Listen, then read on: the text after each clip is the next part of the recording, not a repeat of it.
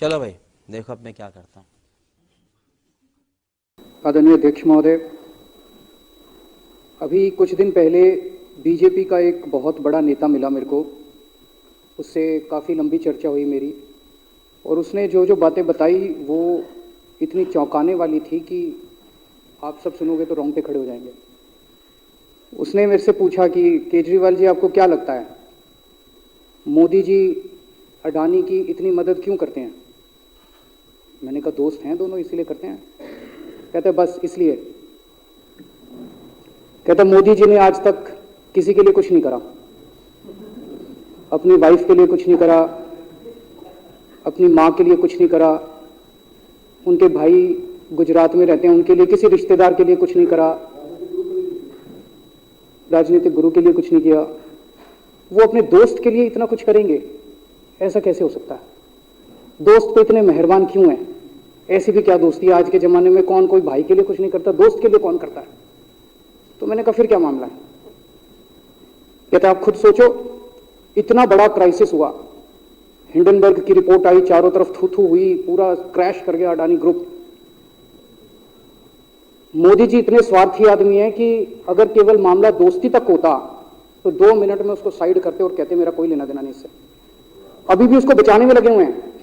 कभी एसबीआई को कह रहे हैं इसको पैसे दो, आज अखबार में आया पीएफ वालों को भी बोला इसको पैसे दो, सारी एजेंसी अभी भी उसको पूरी तरह से उसको बचाने में लगे हुए हैं।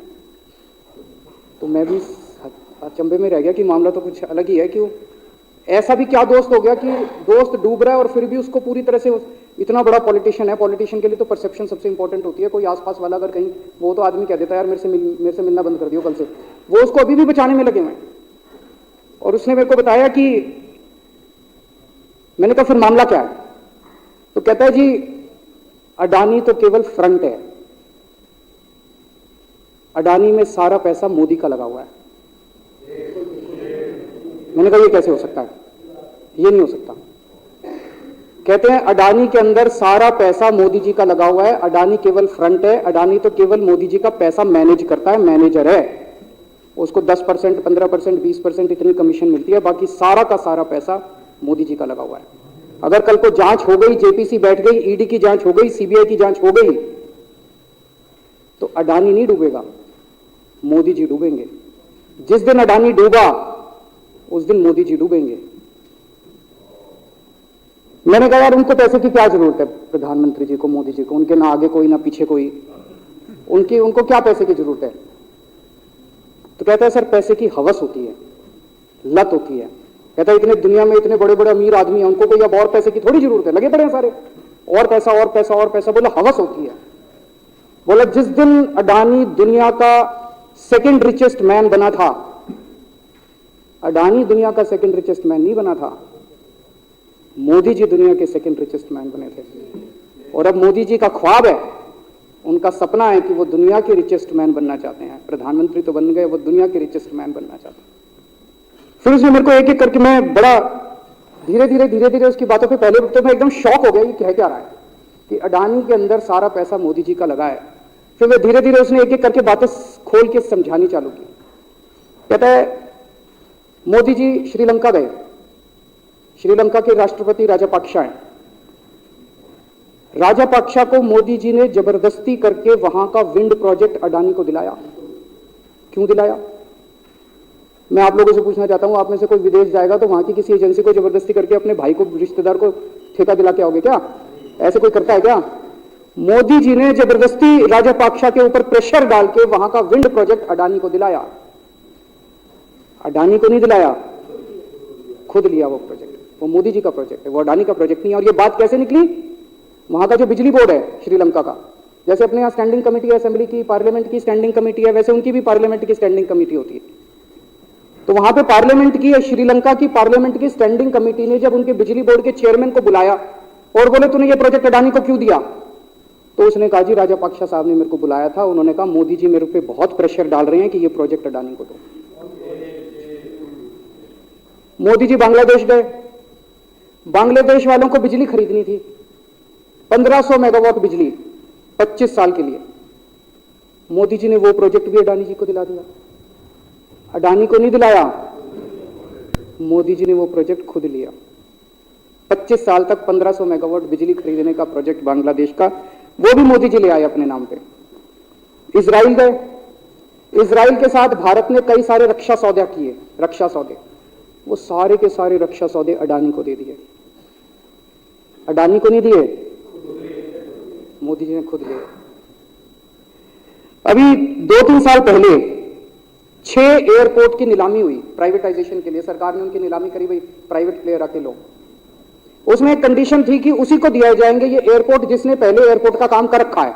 हर सरकारी ठेके में होती है, हम सड़क बनाते हैं, कहते हैं भाई सड़क, जिसको ठेकेदार को सड़क बनाने का एक्सपीरियंस है उसी को दिया जाएगा। हम बिल्डिंग बनाते हैं, हम कहते हैं भाई ये पानी के वाटर ट्रीटमेंट प्लांट लगाते हैं, हम कहते हैं भाई जिसने WTP वाटर ट्रीटमेंट प्लांट इतने लगा रखे हैं उसी को दिया जाएगा। हम सीवेज ट्रीटमेंट प्लांट बनाते हैं, हम कहते हैं जिसको 20 साल का एक्सपीरियंस है, 15 साल का है, उसी को। इसमें भी ये कंडीशन थी कि जिसने इतने साल तक एयरपोर्ट चलाने का काम कर रखा उसी को दिया जाएगा। अब अडानी ने तो कर नहीं, मोदी जी ने तो कर नहीं रखा था, अडानी ने तो कर नहीं रखा था, तो क्या करते, आखिरी मोमेंट पे वो कंडीशन हटा दी गई, बोले कोई एक्सपीरियंस की जरूरत नहीं है। 6 एयरपोर्ट नीलामी पे थे, 6 के 6 एयरपोर्ट अडानी को दे दिए, अडानी को नहीं दिए, मोदी जी ने वो खुद 6 के 6 एयरपोर्ट खुद अपने नाम कर लिए। आज 2021 नवंबर में एयरपोर्ट टेक ओवर किए, 2023 1.5 साल हुआ है, 1.5 साल के अंदर आज एयरपोर्ट का 30%, पूरे देश का एयरपोर्ट का जितना धंधा है, बिजनेस है, उसका 30% बिजनेस जो है वो मोदी जी के पास है। 30%, 1.5 साल के अंदर इतना बड़ा भारत देश, इतने एयरपोर्ट, 30% एयरपोर्ट का बिजनेस आज मोदी जी के पास है। एक और बड़ी इंटरेस्टिंग चीज हो रही है, ये ईडी और सीबीआई को इस्तेमाल करके बंदूक यहां रख के लोगों की फैक्ट्रियां छीनी जा रही हैं। मतलब 10 अक्टूबर 2018 को 10 अक्टूबर 2018 को कृष्णापट्टनम पोर्ट के ऊपर इनकम टैक्स की रेड हुई और 6 अप्रैल 2020 को 1.5 साल बाद वो पूरा एयरपोर्ट अडानी ने खरीद लिया। उसके यहां बंदूक रख के उसको कहा या तो दे दे और या जेल। तो वो अडानी ने नहीं खरीदा, वो मोदी जी के पास चला गया कृष्णापट्टनम एयरपोर्ट। 10 दिसंबर 2020 को एसीसी और अंबुजा सीमेंट पे रेड हुई और 2 साल बाद 16 अक्टूबर 2022 को दोनों सीमेंट प्लांट मोदी जी के पास चले गए। 2020 जुलाई को मुंबई एयरपोर्ट का मालिक था जीवीके, उसके ऊपर सीबीआई और ईडी की रेड हुई, एफआईआर हुई और 1 महीने बाद मुंबई एयरपोर्ट जो है वो मोदी जी के पास चला गया, अडानी के पास चला गया। तो ईडी और सीबीआई पे रेड कराते हैं, उसको धमकाते हैं फैक्ट्री वाले को, कंपनी वाले को कि या तो जेल जा और या तेरी फैक्ट्री हमको दे दे। ये इधर तो सुनते थे, हरियाणा की तरफ एक कच्ची, इधर इसकी फैक्ट्री भी छीन ली, पंजाब में भी सुनते थे इसकी भी फैक्ट्री छीन ली, इसकी। पूरे देश के अंदर ये इतनी गुंडागर्दी मची पड़ी है कि ईडी की रेड करा देते हैं, सीबीआई की रेड करा देते हैं, यहां बंदूक रखते हैं और कहते हैं या तो फैक्ट्री दे दे और या जेल जा। ये क्या चल क्या रहा है इस देश के अंदर। इन्होंने अभी थोड़े दिन पहले ऑर्डर निकाला कि सारे जितने पावर प्लांट हैं, जितनी राज्य सरकारें हैं, पंजाब सरकार की हमारी जो सरकार है उनके पास भी ऑर्डर आया, सारी सरकारों को जितना उनका कोयले की रिक्वायरमेंट है उसमें से 10% कोयला इंपोर्टेड इस्तेमाल करना पड़ेगा। और इंपोर्ट केवल मोदी जी करते थे, अडानी करता था। तो इसका मतलब आपको 10% अपना कोयला कंपलसरी, जरूरत नहीं है आपको कोयले की, लेकिन 10% कोयला आपको अडानी से खरीदना पड़ेगा। हमारे देश का कोयला 2000 रुपए टन है, इंपोर्टेड कोयला 20,000 रुपए टन है। 10 गुना दाम के ऊपर आपको अडानी से यानी कि मोदी जी से कोयला खरीदना पड़ेगा। इन्होंने सुप्रीम कोर्ट का एक और, जब कोयला घोटाला हुआ था अपने देश के अंदर, तो सुप्रीम कोर्ट ने आदेश दिया था कि अब कोयले की खदानें किसी भी प्राइवेट वाले को नहीं दी जाएंगी, सारी खदानें सरकारें। तो इन्होंने कुछ खदानें राजस्थान सरकार को दे दी, कुछ खदानें छत्तीसगढ़ सरकार को, कुछ खदानें पंजाब सरकार को, सरकारों में बांट दी। बाकी पूरे देश में केवल राज्य सरकारों के पास खदानें हैं। केवल अडानी के केस में उन्होंने एक्सेप्शन करके अडानी को कोयले की खदानें दे दी और उसमें भी ऑर्डर कर दिया कि 4000 कैलोरी से कम वाला कोयला जो है उसको रिजेक्टेड माल माना जाएगा, जबकि वो सबसे अच्छा कोयला माना जाता है और वो रिजेक्टेड माल इसको फ्री में मिलता है। तो कम से कम 2800 करोड़ रुपए का कोयला हर साल फ्री में मोदी जी ले जाते हैं। 2800 करोड़ रुपए का कोयला हमारी खदानों से हर साल मोदी जी निकाल के ले जाते हैं।